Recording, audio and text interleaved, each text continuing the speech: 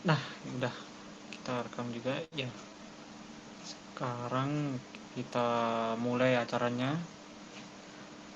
Assalamualaikum warahmatullahi wabarakatuh. Ini acaranya temanya tentang security awareness dibawakan oleh Mas Billy ya. Mas Billy silakan open mic. Ya, terima kasih Mas Afrizal atas kesempatannya diberikan untuk mengisi materi ya. Materi yang mungkin sangat-sangat sangat penting lah yang pasti ya. Eh, sebelum masuk ke materi ada pepatah yang bilang tak kenal maka tak sayang ya. Maka dari itu saya perkenalkan dulu. Nama saya Billy, saya asal Malang, saya anggota dari komunitas Inkras Wiras ya. Dan next kita ke materi yaitu security awareness. Lanjut. Lanjut. Ya. Dari kita mungkin tidak asing ya apa itu security awareness ya. Security mungkin dari kita ini semua kebanyakan dari penggiat IT ya. Mungkin kalau sudah tahu security awareness kita tinggal murojaah lah. Tinggal memahami, mengulangi kembali. Mungkin kalau yang tidak tahu kita belajar lagi mulai dari sini. Belajar mulai dari sini ya. Security awareness adalah kemampuan individual untuk memahami serta mengenali ancaman resiko, keamanan data diri secara individu, dan cara menanggulangi serta minimalisir ancaman untuk mengurangi resiko tersebut. Nah, terus lanjut Mas. Mungkin. Tujuan pemahamannya adalah membangun sebuah kesadaran masyarakat untuk masyarakat tentang pentingnya pengamanan data diri atau data privacy yang kita miliki supaya tidak terjadi hal yang tak diinginkan.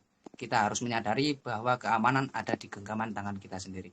Jadi security awareness ini awareness ini sebuah kesadaran kita sendiri, kesadaran masing-masing supaya tidak terjadi hal-hal yang tidak diinginkan. Suatu contoh kebocoran data, data kehack, mungkin software kita kehack, hardware kita kehack, keretas gitu ya.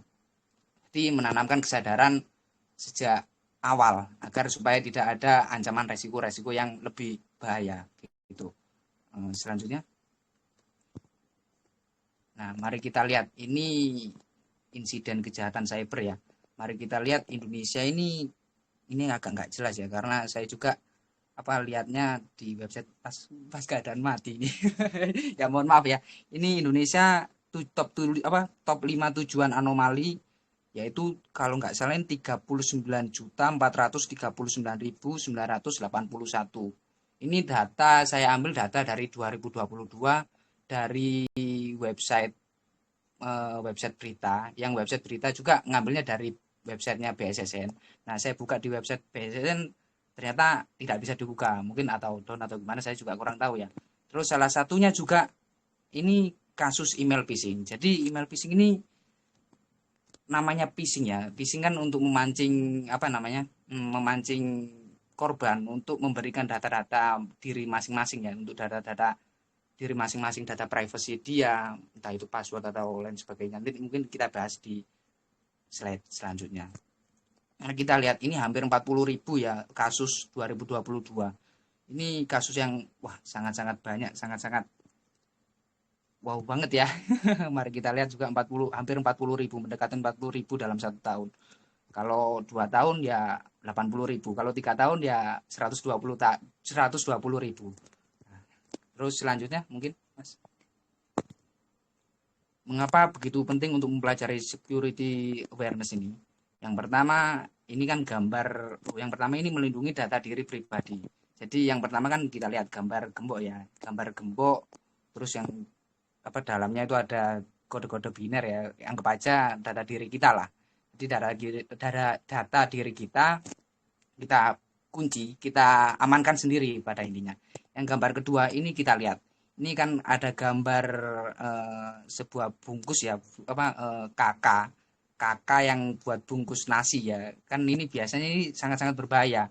Karena apa? Kalau seandainya kakak ini apa namanya eh, diambil, kakak ini dimanfaatkan oleh orang yang tidak bertanggung jawab, ya dibuat entah itu dijual atau mungkin dibuat mendaftar apa gitu kan juga tidak tahu ya, mungkin itu urusannya si attacker ya. Jadi biasanya ini terjadi kalau seandainya kita fotokopi dan itu fotokopinya salah ya. Jadi fotokopinya salah lalu dibuang begitu saja dan mungkin kita tidak membayarnya ya, tidak membayarnya karena salah. Terus dibuang, setelah dibuang tukang apa dibuangnya juga kita nggak tahu kemana. Mungkin di istilahnya dirombengkan ya kalau bahasa Malangnya dirombengkan ya, dirombengkan terus rombengnya dibeli oleh petugas bungkus nasi dan mungkin kalau seandainya ada orang yang tidak bertanggung jawab membeli sebuah nasi ini kan bisa ini kayaknya nasi kucing lah ya kita lihat mungkin nasi kucing kan 5.000 kalau seandainya di kakak tersebut ada 7 anggota keluarga lah misalkan kan itu ada 7 nik ya 7 nama. Nah, kalau dijual lagi kan juga lumayan, tapi ini sebuah aktivitas ilegal yang tidak diperbolehkan, yang tidak di apa di diperbolehkan ya intinya. Nah, kalau kita beli 5.000, datanya kita jual 2.000, berarti kan 2.000 kali 7 kan berarti 14.000 ya. Kita yang si attacker ya apa yang orang-orang tidak bertanggung jawab kan malah untung begitu ya, malah untung beli 5.000 kembali 7.000 kembali 14.000 jadi dia untung 7.000 kan begitu. Tapi ini aktivitas yang tidak disarankan kalau sudah misalnya ada fotokopi yang salah apalagi mengandung data-data diri kita lebih baik kita amankan jadi dalam arti kita bayar saja jadi kita bayar terus kita ambil kita amankan sendiri daripada nanti dirombengkan malah data kita yang dijual begitu ya. Selanjutnya ini perkembangan teknologi yang begitu cepat di sektor manapun. Salah satunya sektor perekonomian kayak ini finansial ya di bank m-banking ya salah satu langsung aja ya m-banking. Dulu kan m-banking tidak ada ya mungkin bernama ATM terus kalau dia ada ATM langsung ke tellernya kayaknya seperti begitu ya.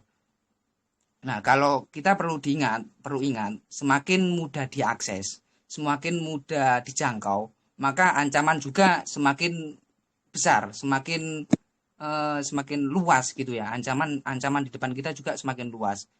Dan pepatah juga hacker ngomong juga kan no system is safe ya. Tidak ada sistem yang aman gitu ya. Jadi perlu dihati-hati.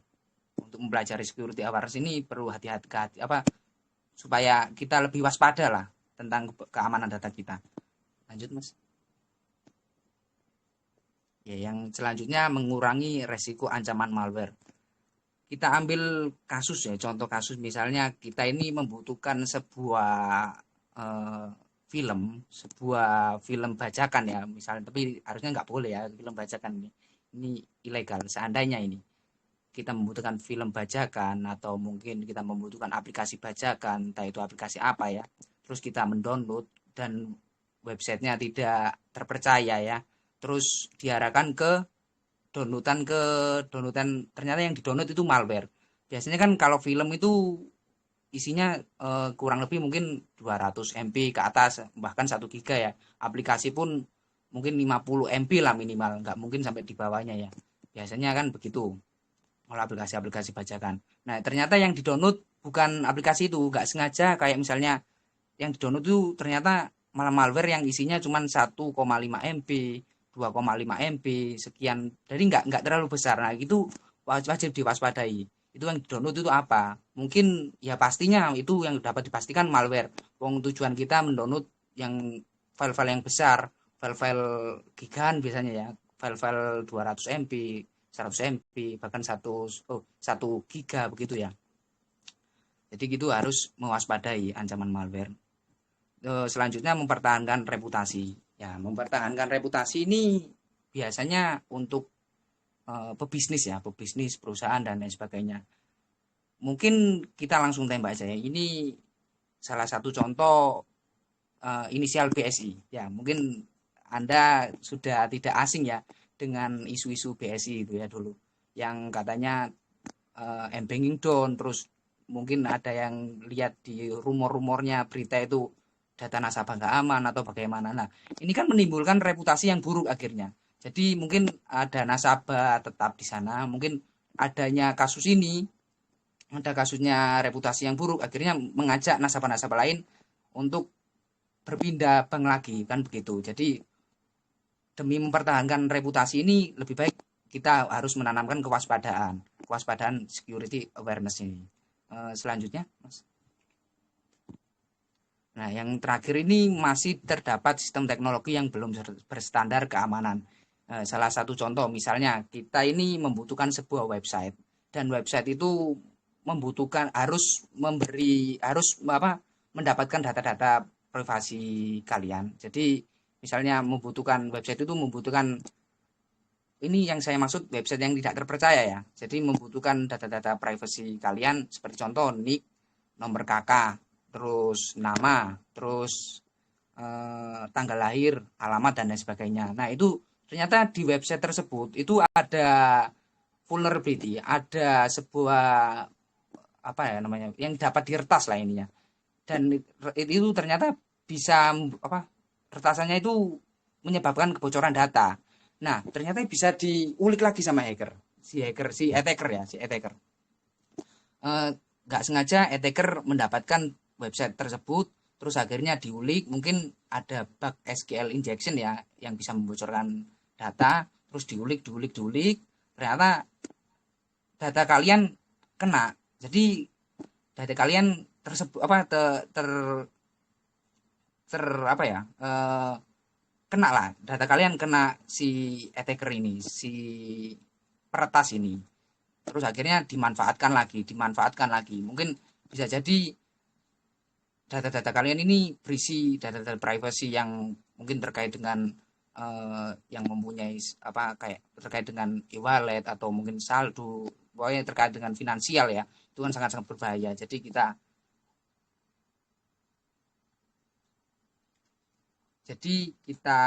kita apa namanya eh, kita harus mewaspadai gitu ya. Selanjutnya,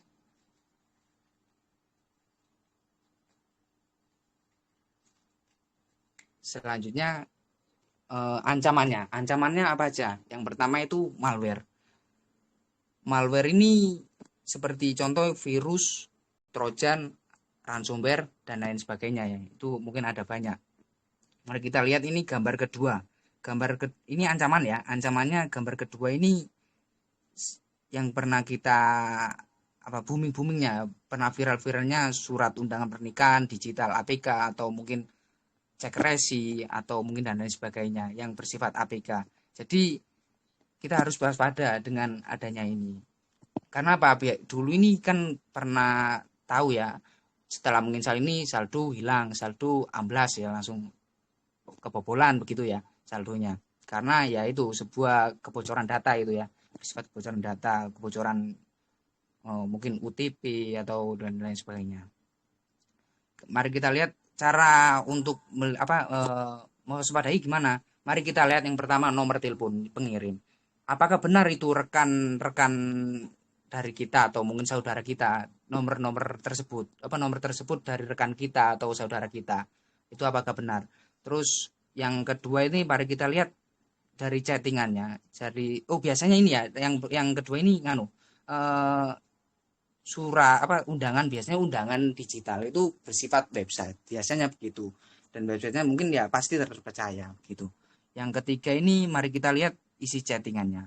Pertama kan dia ngomong kami harap kehadirannya, terus sudah dibilang ini siapa kan sudah begitu, terus dia memaksa lagi silahkan dibuka agar lebih jelas dan kenal kakak, terus di chat lagi mungkin bapak salah kirim terus gitu, terus dia memaksa lagi silakan dibuka kakak supaya lebih jelas dan tahu saudara atau bukan. Nah, dari situ kita lihat kok bisa memaksa begitu padahal sudah ditanya ya, Bapak salah kirim. Ini sudah digitukan, sudah ditembak begitu. Kok masih memaksa? Nah, dari situ kita harus curiga, harus waspada. Apa benar itu undangan? Jadi, kalau seandainya apakah benar itu undangan yang terpercaya begitu ya? Dan kalau seandainya kita nggak sengaja menginstal dan kita menyetujui apa ya permissionnya kabeh semua ya, kita segera uninstall aplikasinya. Setelah diuninstall kita harus apa namanya menghubungi call center yang terkait. Misalnya contoh, kalau misalnya punya m-banking ya kita hubungi banknya tersebut ya, bank yang m-banking terkait begitu. Karena supaya tidak terjadi hal-hal yang tidak diinginkan. Terus setelah itu apa namanya? eh, Mengamankan kayak mengganti kayak username atau mungkin password kita yang ada di HP kita, karena itu sangat berbahaya kalau seandainya dimanfaatkan oleh sang penyerang, sang peretas begitu. Selanjutnya, ya, yang ancaman selanjutnya ini phishing ya. Mari kita lihat, phishing itu kan artinya memancing. Kalau di teknologi ini memancing sebuah korban supaya memberikan data-data pribadi, data-data privasi dia, data-data vital di mereka begitu. Mari kita lihat gambar pertama. Mungkin dari kita tidak ada yang, kalau tidak ada gambar spoofed website URL, mungkin tidak ada apa ya namanya, aktivitas mencurigakan gitu ya. Mari kita lihat, kan tidak ada ya kelihatan. Nah, kok bisa ini disebut phishing karena apa? Dilihat dari domainnya. Kan Amazon itu domainnya biasanya domain ini URL ya. Kita sebut URL lah, linknya, link www.amazon.com ini. Nah, Amazon kan websitenya N-nya cuma satu, ini kok dua lagi. Itu patut dicurigai. Itu jadi domain-domain yang tidak tidak apa ya, tidak jelas lah, yang tidak jelas, domain-domain yang tidak jelas. Kan Amazon N-nya satu, kan nggak mungkin N-nya dua kan gitu. Nah, kalau seandainya kalian rekan-rekan apa namanya memasukkan sebuah username, apa email, password yang contoh ini website ini ya,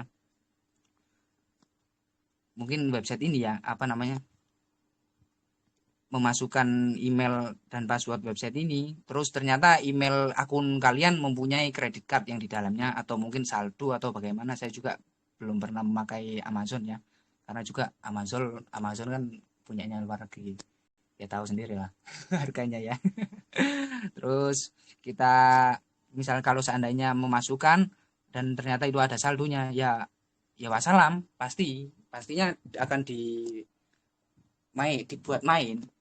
Kalau seandainya sudah terlanjur terlanjur mensubmit ya, mensubmit sebuah form ini, kalian harusnya langsung telepon ke call centernya untuk menjelaskan secara rinci kejadiannya bahwa kalian mendapatkan sebuah insiden seperti begini begitu. Yang ke gambar kedua, mari kita lihat ya.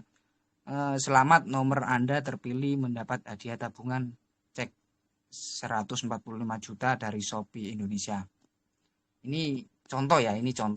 Saya juga mau cari yang lain juga nggak bisa masalahnya. Jadi ini contoh dari Google ya. Saya juga tidak menjelekan sebuah perusahaan atau gimana. Ini contoh saja ya. Selamat, nomor Anda terpilih mendapat hadiah tabungan cek 145 juta dari Shopee Indonesia, kode PIN bla bla bla bla, dan klik website Shopee ID 40 blogspot.com.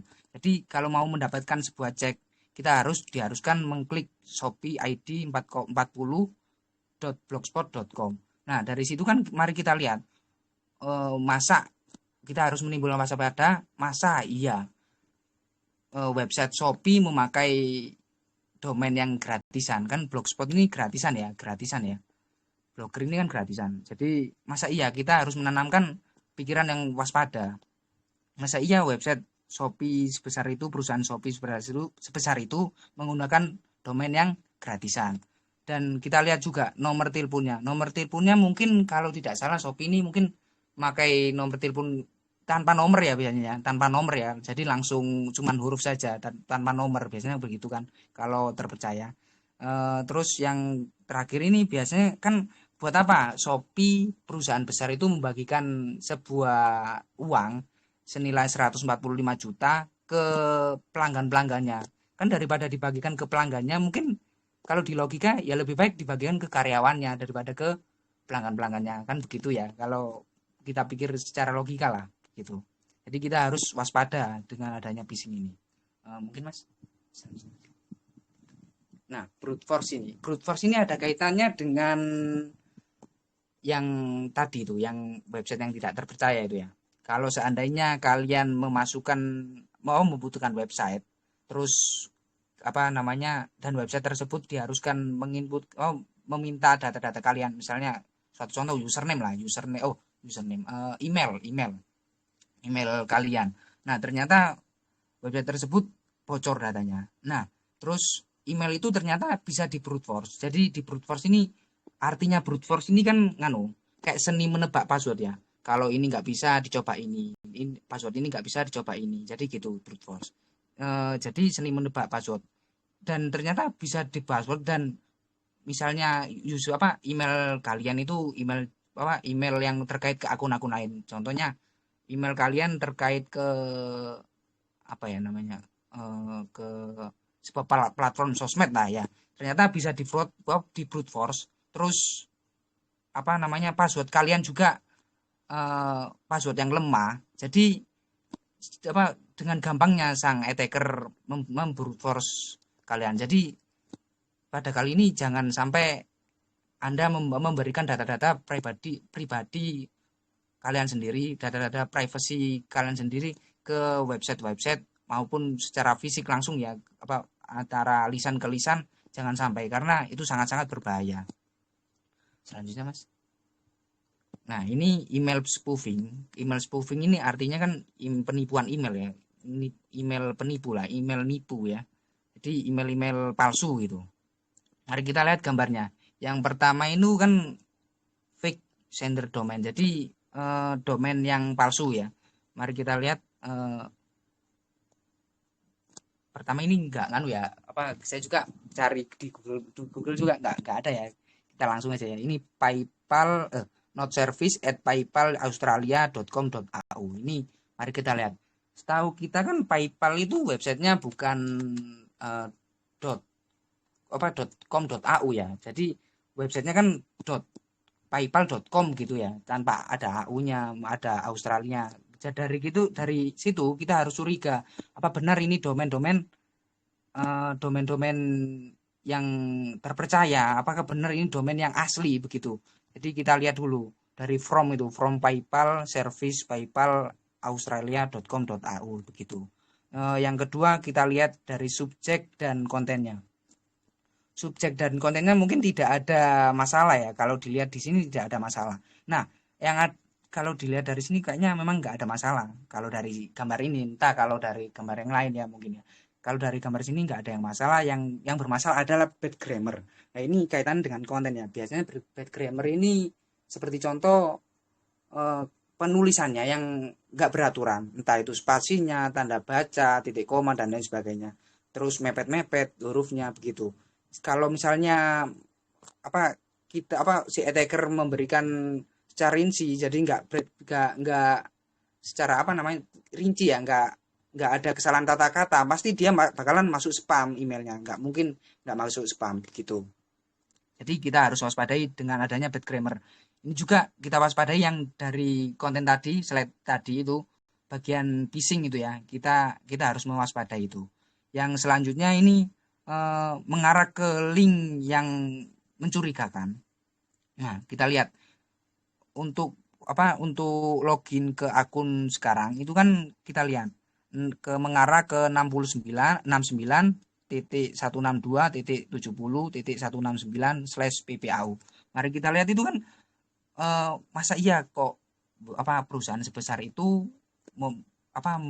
website perusahaan sebesar itu menggunakan website yang tidak menggunakan domain, jadi menggunakan IP. Jadi kan kita harus menanamkan kewaspadaan dari itu, daripada nanti selanjutnya kita malah rugi sendiri begitu. Selanjutnya Mas. Nah, tips security awareness ini yang pertama itu gunakan kata sandi yang kuat. Suatu contoh kata sandi yang lemah adalah pertama nama, terus tanggal lahir, terus 1 2 3 4 5, terus bismillah, terus sayang atau Doraemon 1 2 3 4 5. Ini biasanya kerentannya ada di brute force, biasanya begitu. Jadi kerentannya ada di seni menebak password. Jadi lebih baik kalian amankan passwordnya. Jadi kalau bisa dihas kalian hafal ya nggak apa-apa, penting hafal saja begitu. Kalau bisa dihas dihas, entah itu MD5 atau mungkin sa 254 apa sa 1 ya, sa 1 atau bagaimana, terserah kalian. Kalau bisa diingat-ingat, tapi kalau saran saya ya jangan ya. Karena itu malah memberatkan kita. Jadi lebih baik biasanya ada ditambah kombinasi huruf besar huruf, terus besar kecil huruf, terus ditambah tanda baca, entah itu atau mungkin tagar atau eh, strip atau underscore dan lain sebagainya, terus ditambah lagi dengan numerik angka-angka. Jadi begitu. Untuk saran saya begitu. Karena daripada nanti sudah ada kebobolan, terus bisa di brute force, ternyata password kalian sangat lemah begitu. Jadi lebih baik dikombinasikan begitu. Yang selanjutnya ini jangan klik pada tautan mencurigakan. Pada contoh tadi ini kayak PayPal itu ya dia. Kalau kayak PayPal yang terus SMS phishing itu ya, yang dari mohon maaf dari Shopee atau dari PayPal itu ya dia. Jadi kita lihat apakah benar ini domain utamanya, apakah benar ini domain terpercaya, apakah benar ini link dari terpercaya. Jadi kita harus memastikan dulu, kita harus waspada. Yang ketiga ini jangan install aplikasi sembarangan. Nah, salah satu contoh yang saya bahas tadi ini kayak kita membutuhkan sebuah aplikasi yang besar, mungkin aplikasi yang 50 MB kurang lebih kira-kira 50 MB atau 100 MB yang kira-kira begitu ya, atau mungkin 1 giga dan sebagainya. Ternyata yang keluar malah 1,5 MB atau 2,5 MB, mungkin di bawah 5 MB lah, di bawah 5 megabyte ya. Ternyata yang keluar malah itu, dan kita harus hati-hati. Apa benar itu linknya apa sebuah file yang kita butuhkan? Apa benar itu file yang kita butuhkan? Kalau memang sudah waspada, sudah curiga, sebaiknya jangan diinstal gitu. Selanjutnya aktifkan autentikasi dua faktor atau 2FA ya. Salah satu contoh ini biasanya kalau mungkin semua semua platform sudah ada ya. Contoh ini Gmail. Biasanya Gmail ini sudah ada lah untuk 2FA ini. Google ya, akun Google ini biasanya sudah ada. Terus akun Facebook ini juga sudah ada, dilengkapi ya. Platform Facebook sudah ada, dilengkapi untuk autentikasi dua faktor autentikasi ini. Jadi kerjanya 2FA ini biasanya kalau ada orang yang ada suatu device yang login dan itu tidak tidak pernah dikenal, lalu biasanya dari device tersebut meminta apa nama meminta konfirmasi dulu ke device primary. Jadi meminta dulu ke device utamanya dulu. Kalau device utamanya tidak memberikan izin, ya sudah nggak akan bisa dia login. Jadi begitu kinerjanya. Terus selanjutnya perbarui perangkat lunak. Jadi sering-sering memperbarui perangkat lunak. Bisa jadi perangkat lunak yang sekarang itu ada sebuah vulnerability atau bug atau gimana ya.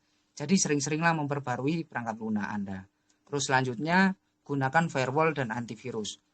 Antivirus kan saya juga nggak pernah pakai antivirus ya, karena antivirus kalau misalnya biasanya kan ada yang berbayar ya, karena berbayar akhirnya ikut ke crack-crackan, akhirnya ikutnya ke bajakan, jadi malah menimbulkan virus baru lagi kan begitu. Jadi lebih baik kalau menggunakan antivirus tidak apa, cuman jangan yang bajakan, jadi yang ke sumber-sumber yang asli begitu. Kalau firewall biasanya ada di semua OS atau semua hardware, biasanya ada sebuah firewall. Jadi firewall ini untuk menangkal antara atau pas kita nginstal aplikasi yang berbahaya, kita akhirnya ditangkal, atau mungkin kita di lingkungan jaringan yang berbahaya akhirnya ditangkal, diperingati seperti begitu. Terus selanjutnya jangan gunakan wifi publik sembarangan. Nah, seperti begini ini biasanya ada kaitan dengan sniffing. Mungkin next time mungkin bisa lah ya. Mungkin saya tak ngomong ke Pak Leader ya, Pak Leadernya. Mungkin bisa diadakan lagi untuk materi sniffing ya. Sniffing ini dalam arti seperti analoginya begini. Ada klien, ada attacker, ada sebuah server atau mungkin internet ya. Jadi kalau klien mau request ke internet atau ke server, dia bakalan melalui sebuah attacker dulu. Sebaliknya begitu, kalau si server atau internet mengembalikan requestnya, dia bakalan lewat ke si attacker dulu. Jadi si attacker ini bakalan tahu lalu lintas datanya itu bagaimana. Jadi lebih baik jangan gunakan wifi publik sembarangan ya. Selanjutnya jangan bagikan informasi pribadi yang bersifat sensitif. Masa iya ya kita membagikan informasi pribadi secara cuma-cuma ya, secara open source ya. Kalau bisa data pribadi kita di close source-nya, di close source. Jadi jangan dibagi-bagikan gitu ya. Terus selanjutnya Mas. Nah, kesimpulannya yang pertama lindungi data diri data diri informasi Anda sendiri. Yang kedua, kesadaran keamanan adalah tanggung jawab bersama. Yang ketiga, kesadaran tentang keamanan saat kita menggunakan internet. Jadi, kita harus waspada walaupun mungkin waspada itu tidak baik ya, tapi kalau di IT, di dunia maya itu waspada harusnya ditanamkan. Karena kalau tidak ditanamkan akhirnya menimbulkan kecerobohan ya, terus akhirnya menimbulkan resiko ancaman yang berbahaya kan kita sendiri yang kena, eh, awak-awak sendiri lah yang kena imbasnya gitu. Jadi kita harus harus dari awal tahu tahu apa itu kepentingan security awareness ini gitu. Mungkin selanjutnya Mas. Nah, sekian mungkin ini ada sesi tanya jawab ya. Kalau seandainya silakan, kalau seandainya ada rekan-rekan yang mau bertanya mungkin atau ada yang perlu ditanyakan silakan. Mungkin bisa yang ngacung tangan atau gimana kalau di Telegram. Silakan.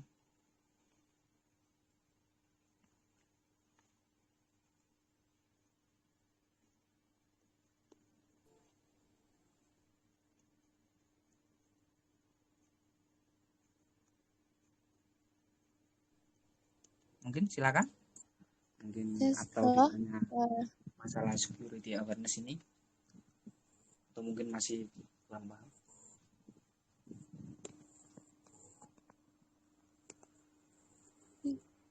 Gini Bang, mau nanya nih. Misalnya kalau malah tidak membagikan informasi pribadi kita malah jadi bumerang, itu gimana dong Bang? Oh, bagaimana? Sebentar, ulangi. Gini kan, misalnya ada kerjaan nih, terus harus CV, terus ntar malah ngasih CV yang isinya palsu, itu bermasalah nggak Bang? Oh, berarti begini. Ini kayak ada perusahaan gitu. Kita memberikan CV-CV palsu begitu. Kalau mau ngelamar kerja gitu. Iya Bang. Oh, begitu. Nah, kalau kan kita lihat dulu, mungkin kita lihat dulu ya, kerjanya di mana kan banyak ya. Di kita ini di sosmed itu kan banyak. Kayak lowongan pekerjaan yang nggak jelas. Mungkin entah itu jadi admin yang gajinya 2 juta per hari atau mungkin 500 per hari. Itu kan sangat tidak logika. Jadi kita perlu waspadai lah intinya. Supaya tidak, kalau untuk kita memberi CV ke orang lain, kita cek dulu terpercaya nggak perusahaan itu. Kalau memang seandainya terpercaya, silakan saja tidak memberikan CV itu. Tapi kalau seandainya masih ragu-ragu dengan tidak logika atau bagaimana, ya lebih baik jangan, karena itu sangat-sangat berbahaya. Biasanya kan CV itu ada email, terus ada eh, tanggal lahir, tempat ya, alamat, bisa jadi bumerang bagi kita begitu. Jadi kita harus waspada, harus lihat dulu benar nggak perusahaan itu perusahaan terpercaya begitu. Ya, mungkin itu jawabannya, Mbak. Kalau Oke, makasih Bang. ya sama-sama Mbak. Mungkin yang lain, Mas atau Mbak atau Kak, Bu, Pak.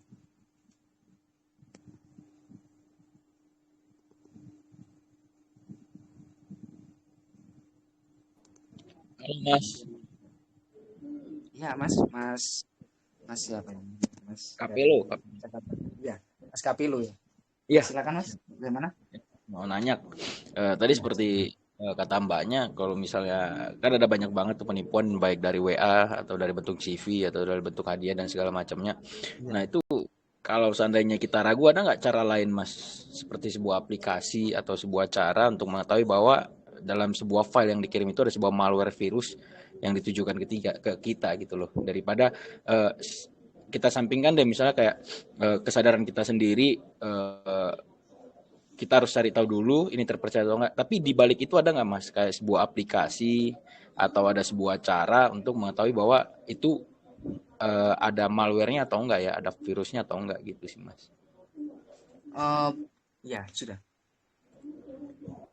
Ini begini, ini ada Mas, ada sebuah website yang untuk apa namanya mengetahui bahwa itu ada aplikasi yang berbahaya atau enggak. Itu ada sebuah website yang namanya Virus Total. Jadi mungkin coba di download saja, tapi jangan diinstal ya, jangan diinstal. Kalau bisa, kalau seandainya dikirim lewat WA, di downloadnya lewat laptop saja. Jadi lewat laptop kan biasanya kan kalau Android laptop kan begitu ya.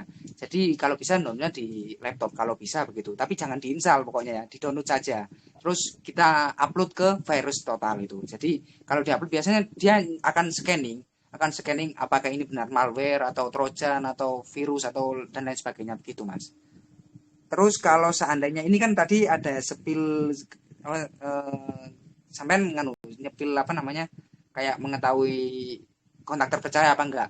Mungkin gini, kan ada namanya aplikasi Get Kontak ya. Nah, aplikasi Get Kontak ini mungkin kita bisa nyoba, pasti semua pernah lah nyoba Get Kontak. Ini semua bisa ranking. Jadi kita lihat nomornya itu. Biasanya kan di save di nomor-nomor lain dia itu di save nama apa. Kalau misalnya kelihatan penipu terus hacker atau lain, ya sudah. Kalau dari situ pasti jangan dilanjutkan begitu Mas.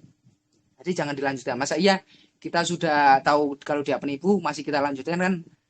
Ya jangan sampai ya begitu. Ya terus Mas bagaimana? Sudah mungkin selanjutnya jawabnya begitu. Ya oke, Jadi thank you. websitenya Virus Total itu. Siap Mas, thank you banget Mas. Thank you Mas. Iya sama-sama. Mungkin yang lain?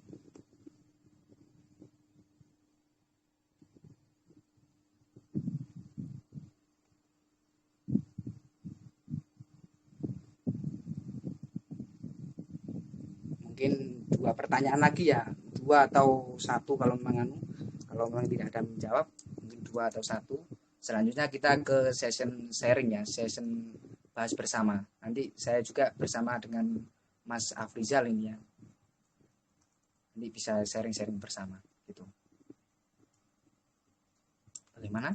Mungkin ada pertanyaan lagi?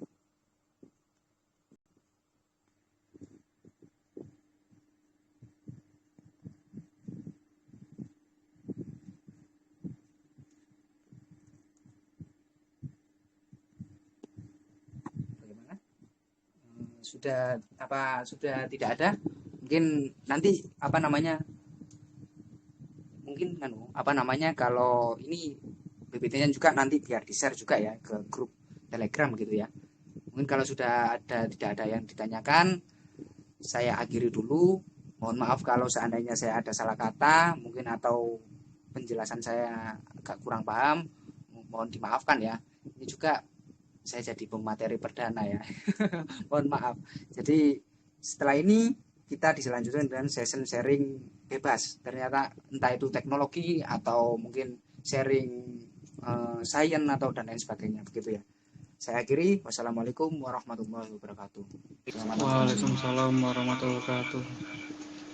Ya monggo yang mau ngobrol-ngobrol boleh ikutan ngobrol.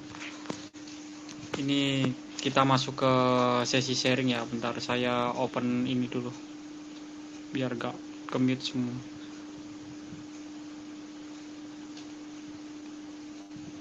Ya oke. Sudah saya izinkan.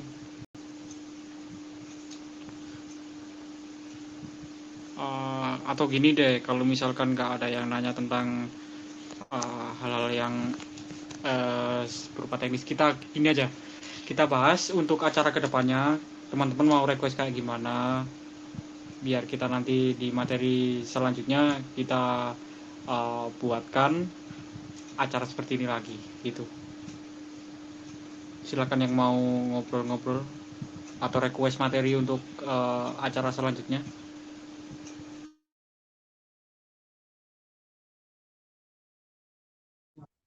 Ayo silakan, nggak apa-apa Mas. Mas Mbak, kita ajukan aspirasi ya. Mungkin saran-saran lah, saran materi selanjutnya. Mungkin atau ya yang saya sebutkan tadi sniffing ya Mas. Mungkin bisa lah Iya, ya. iya. Atau mungkin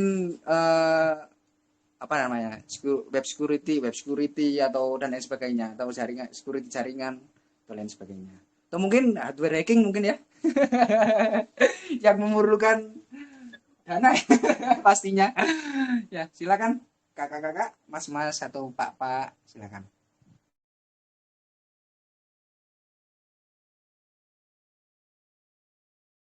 Minta tolong Ya kita di sesi dibaca kali ini chatnya santai yang di aja, nggak grup. apa-apa sih. Kita ngobrol-ngobrol aja. Materinya kan tadi udah disampaikan dan sudah selesai ya. Boleh juga yang tadi ditanyakan kembali juga nggak masalah. Kita ngobrol santai aja kali ini. Silakan mau ikut ngobrol di open mic aja, nggak apa-apa.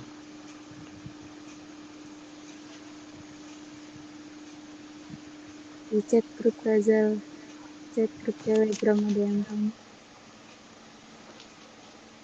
Gimana, Re? Di chat grup Telegram. Oke, aku cek ya.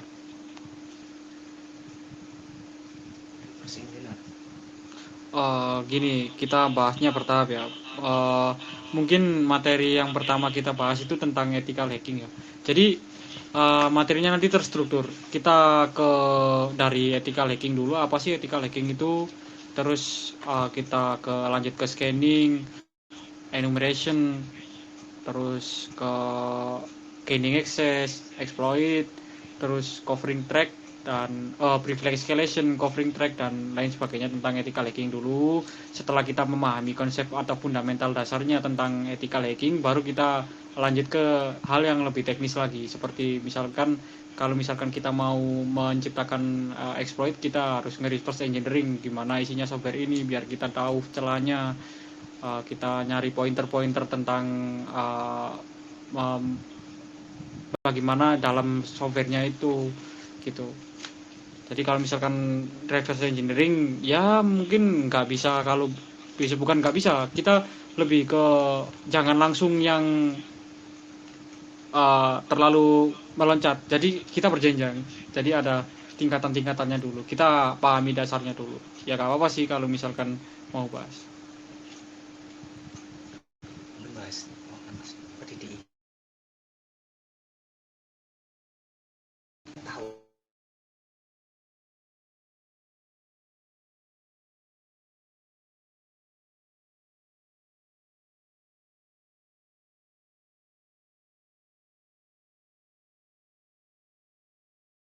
Ya karena ada yang request audio recordnya boleh dimatikan dulu apa enggak ya, oke lah, kita akhiri dulu materi yang saat ini, kita lanjut dengan ngobrol santai tanpa di record. Kita akhiri materi yang malam ini. Assalamualaikum warahmatullahi wabarakatuh. Waalaikumsalam.